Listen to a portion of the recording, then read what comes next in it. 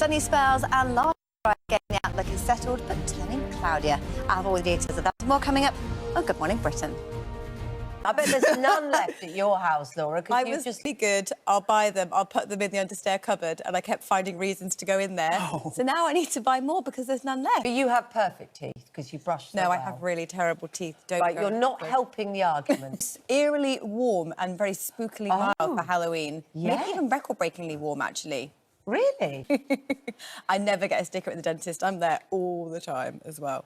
But, you know, before I go on to the UK weather, you talked about the pictures in Spain of the flooding there. Is absolutely crazy. So it's Malaga of energy.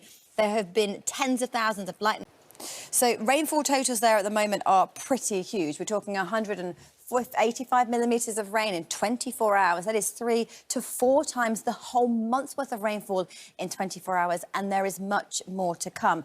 There's more rainfall to come in the south of Malaga, more across eastern areas in Valencia through the next few days. It's not really until the weekend that we start to see that easing. But there they have a cold plunger there, dipping to their south. In contrast, across the UK, we have a mild feeder there moving up from the south. So the next few days, we're chasing areas of cloud, but where it breaks, there'll be some decent spells of sunshine. This is how it looks first thing on the satellite and radar. You'll notice no blue. It is a dry start to the day.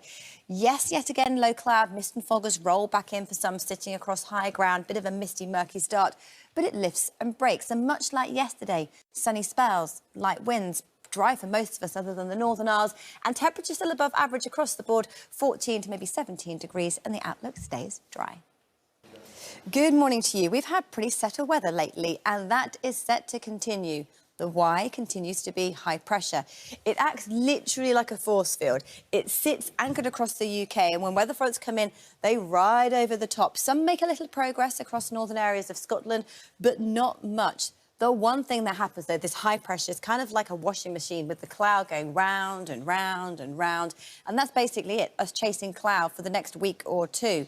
So today, yes, there'll be a lot of cloud, but also there'll be some breaks within that. And it stays mild for now. Things change, though. Here's how it looks at the moment. The latest satellite and radar picks out a lot of cloud for many of us, but it is also dry. And cloud means it's a mild start to the day. Cloud thickest through western areas, the white tinge there showing some hill fog around. But actually, I think the promise of something a little brighter today.